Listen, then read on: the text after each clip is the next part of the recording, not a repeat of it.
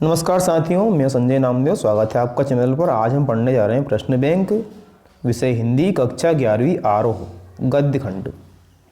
साथियों, आज का टॉपिक शुरू करने से पहले मैं आपको बताना चाहूँगा कि यदि आप चैनल पर नए हैं तो चैनल को सब्सक्राइब कीजिए, लाइक कीजिए और वीडियो पसंद आते हैं तो दोस्तों के साथ शेयर कीजिए। यहाँ हम आपको इकाई 2 आरोह जो गद्य खंड हमारा है, इसके पूरे प्रश्नों के ऊपर आपसे हम चर्चा करने वाले हैं। ये जो हमारा भाग है, ये इकाई हमारी 17 नंबर की है, जिसमें से 1 अंक के 6 प्रश्न, 2 अंक के 2 प्रश्न, 3 अंक का 1 प्रश्न और 1 प्रश्न होगा 4 अंक का। इस प्रकार से कुल 4 प्रश्न यहाँ से पूछ जाना है। आइए चलते हैं आगे की ओर। तो इसके पहले वाले भाग को हमने हल करवाया है, काव्य खंड वाले भाग को, जिसे हमारी चैनल की प्लेलिस्ट में हमने डाला है, आप वहाँ पर जाकर के देख सकते हैं। सही विकल्प चुनकर लिखिए। नमक का दरोगा कहानी का प्रकाशक वर्ष जो है वो है 1914। ब वाला उत्तर हमारा सही होगा। फिर आदर्शोन्मुख यथार्थवाद को अपनी कहानी का आधार बनाने वाले कथाकार हैं तो वो हैं प्रेमचंद जी। अ वाला उत्तर होगा इसका। नमक की गाड़ियां जा रही थी, तो नमक की गाड़ियां जा रही थी कानपुर। मियां नसरुद्दीन शब्द चित्र कृष्णा सोबती के कौन से चित्र संग्रह से लिया गया है? तो ये लिया गया है हम शम्मत से। इसके बाद हमारा अगला है 5वां। मास्टर त्रिलोक सिंह ने धनराम को कितने का पहाड़ा करने के लिए दिया था? तो उसने दिया था 13 का पहाड़ा। मन्नू भंडारी द्वारा रचित रजनी मूलतः क्या है? तो वो है एक तरह की पटकथा। ब वाला उत्तर इसका सही हो जाएगा। आगे बढ़े हम यदि, तो हमारा 7वां प्रश्न है, जामुन के पेड़ के नीचे दबे व्यक्ति को सर्वप्रथम किसने देखा? तो उसे देखा था माली ने। 7वें प्रश्न में हो जाएगा। हिंदी का प्रथम उपन्यास माना जाता है, तो हिंदी का जो प्रथम उपन्यास माना जाता है परीक्षा गुरु। सरस्वती पत्रिका का प्रकाशक वर्ष है, तो वो है 1900। अ वाला ऑप्शन।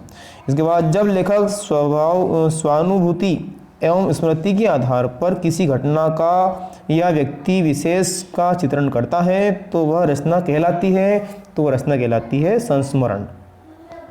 इसी प्रकार हमारा अगला रिपोर्टाज शब्द मूलतः कौन सी भाषा का शब्द है? तो यह है फ्रेंच भाषा का शब्द है। आगे देखें हम आगे बढ़ कर के, तो हमारा अंतिम सही विकल्प जो है वो इस प्रकार से है कि हिंदी में नाटक सम्राट कहा जाता है। तो हिंदी में जो नाटक के सम्राट कहा जाता है वो कहा जाता है जयशंकर जी प्रसाद को। आगे चलें, यदि हम रिक्त स्थान की पूर्ति कीजिए वाले प्रश्नों की हम बात करें, तो पहले रिक्त स्थान में डॉक्टर नगेंद्र ने रिक्त स्थान को पुनर्जागरण काल कहा, तो भारतेंदु युग को कहा। इसके बाद अंधेरी नगरी रिक्त स्थान की प्रसिद्ध रचना है। दूसरा वाला तो हो जाएगा भारतेंदु हरिश्चंद्र, इनकी रचना है। रिक्त स्थान युग के हिंदी निबंध का स्वर्ण काल माना जाता है, तो शुक्ल युग। जिंदगी नामा रिक्त स्थान प्रसिद्ध है, तो जिंदगी नामा जो है एक प्रकार का उपन्यास है जो कि प्रसिद्ध है। रिक्त स्थान को हिंदी कथा साहित्य का शिखर पुरुष माना जाता है, तो यहाँ आ जाएगा प्रेमचंद। पंडित अलोपीदीन का पर अखंड विश्वास था, तो वो था लक्ष्मी पर। मियां नसरुद्दीन रिक्त स्थान किस्म की रोटियां बनाने के लिए मशहूर थे, 56 रोटियां। शेखर जोशी की कहानी रिक्त स्थान पर चिल्ड्रन फिल्म सोसाइटी द्वारा फिल्म का निर्माण हुआ, तो वो था दाजू। स्पीति में बारिश एक रिक्त स्थान है, तो एक यात्रा वृत्तांत है। आपकी बेटी मन्नू भंडारी का प्रसिद्ध रिक्त स्थान है, तो ये आ जाएगा आपका उपन्यास है। इसके बाद में जामुन के पेड़ के नीचे दबा व्यक्ति था, तो ये था शायर। रिक्त स्थान की पूर्ति के बाद में हम सत्य वाले प्रश्नों की चर्चा आपसे करेंगे। सत्य वाले प्रश्नों में हम अगर बात करें, तो प्रेमचंद का कहानी संग्रह मानसरोवर 8 खंडों में विभक्त है, सत्य है। न्याय के मैदान में धर्म और धन के बीच युद्ध ठान गया था, ये भी हमारा सत्य है। इसके बाद तीसरा है स्पीति में साल में फसल होती है, ये भी सत्य है।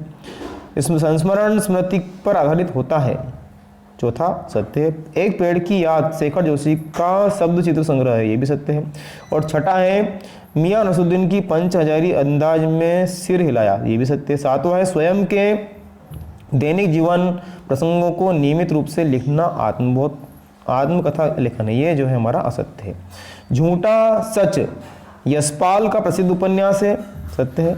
रजनी में शिक्षा के व्यवसायीकरण पर की समस्या को केंद्र में रखा गया, सत्य है। और 10वां जो है जामुन के पेड़ कृष्णचंद्र का एक प्रसिद्ध संस्मरण है, तो ये हमारा असत्य, मतलब हमारा 7वां और 10वां जो है प्रश्न वो असत्य, बाकी सभी हमारे सत्य हैं। इसके बाद हम आगे बढ़ें तो यहाँ सही जोड़ी की बात कर लेते हैं। सही जोड़ी वाले प्रश्न को देखें यदि हम, तो सही जोड़ी में हमारा पहला है बादलों के घेरे में, तो बादलों के घेरे में जो हमारा है इसका आ जाएगा कृष्णा सोबती। फिर नारंगी बीमार है, तो शेखर जोशी इसमें आ जाएगा ग वाला, शेखर जोशी। मन्नू भंडारी आ जाएगा तीसरे में, मैं हार गई। कागज की नाव, कागज की नाव कृष्णचंद्र ही आएगा इसमें। इसके बाद भारत माता, तो जवाहरलाल नेहरू ही इसका उत्तर हो जाएगा। इसके बाद में हम देखें जो छठा है धन पर धर्म की जीत, तो धन पर धर्म की जीत जो है इसका हो जाएगा, नीचे वाले हमारे पेज पर इसे दिया है, आइए देखते हैं यहाँ पर नीचे वाले पेज पर, नमक का दारोगा, इसका होगा नमक का दारोगा।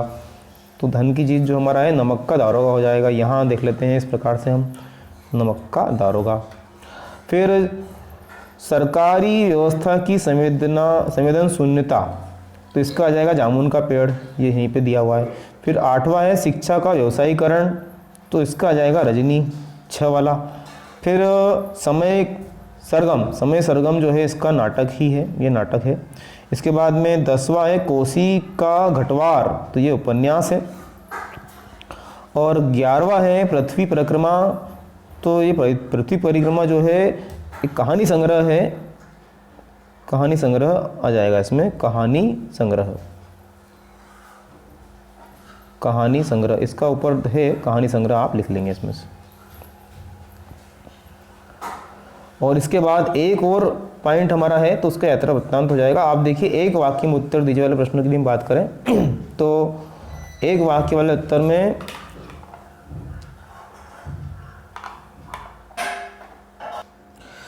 वसीधर ने किससे बेल मोल लिया था, तो वसीधर ने किससे मोल लिया था, तो इसका उत्तर आ जाएगा पंडित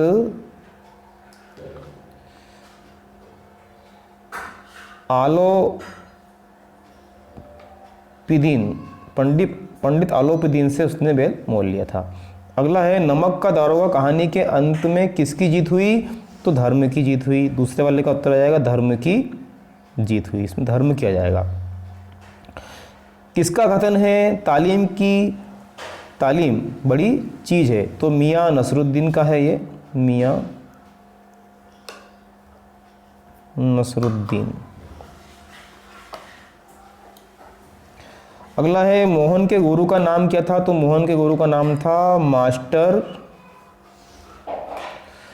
त्रिलोक सिंह, मोहन के गुरु का नाम था।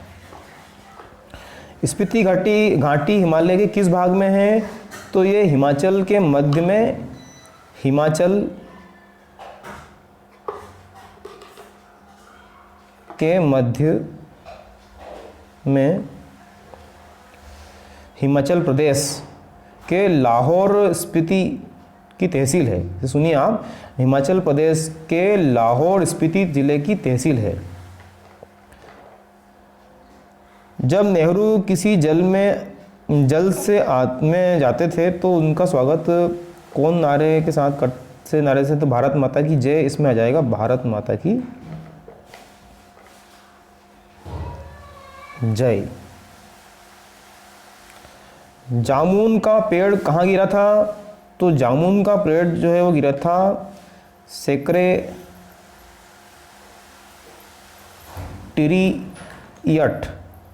सेक्रेटेरिएट के लॉन में, उसका जो लॉन है वहाँ गिरा था जामुन का पेड़।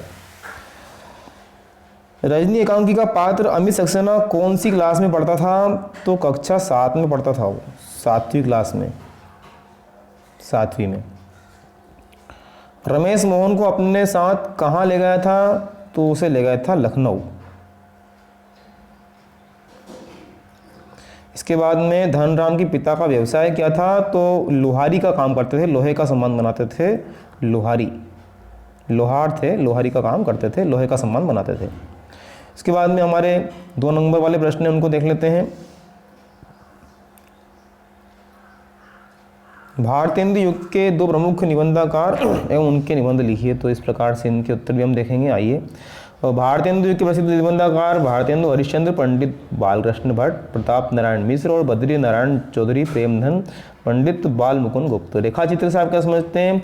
इसे अंग्रेजी भाषा के कैसे कहते हैं? जिस प्रकार कोई चित्रकार अपनी तुलिका से चित्र बनाता है, उसी प्रकार रेखा चित्र अपने शब्दों के रंगों के द्वारा ऐसे चित्र प्रस्तुत करता है जिससे वर्णन योग्य वस्तु की आकृति का चित्र हमारी आंखों के सामने घूमने लगता है। रेखा चित्र एवं संस्मरण में अंतर बताइए। तो इसमें हम जो रेखा चित्र है इसमें अंग्रेजी भाषा के स्केच कहते हैं, जिस प्रकार चित्रकार अपनी तुलिका से चित्र बनाता है, इसी प्रकार रेखा चित्र में अपने शब्दों के रंगों द्वारा ऐसे चित्र प्रस्तुत करता है जिसमें वर्णन योग्य वस्तु आकृति हमारी जो आंखों के सामने घूमने लगता है। संस्मरण का अर्थ है सम्यक स्मरण।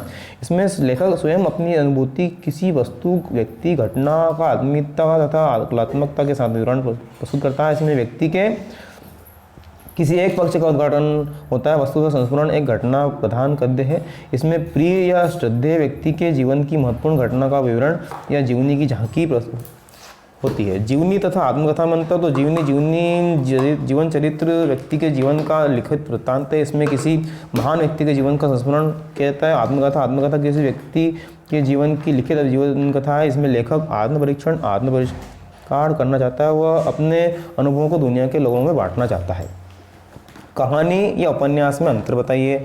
इसी प्रकार आप कहानी उपन्यास का अंतर देखें तो कहानी संसार के लिखित अथवा अलिखित साहित्य का सबसे प्राचीनतम रूप है। कहानी को कथा और आध्यात्मिकता भी कहते हैं। कहानी पढ़ने या सुनने की प्रवृत्ति केवल बालकों में नहीं अपितु वयस्कों में भी होती है। आज के व्यस्त जीवन में कहानी की लोकप्रियता अत्यधिक बढ़ गई है। और उपन्यास की बात करें तो उपन्यास का अर्थ है सामने रखा गया।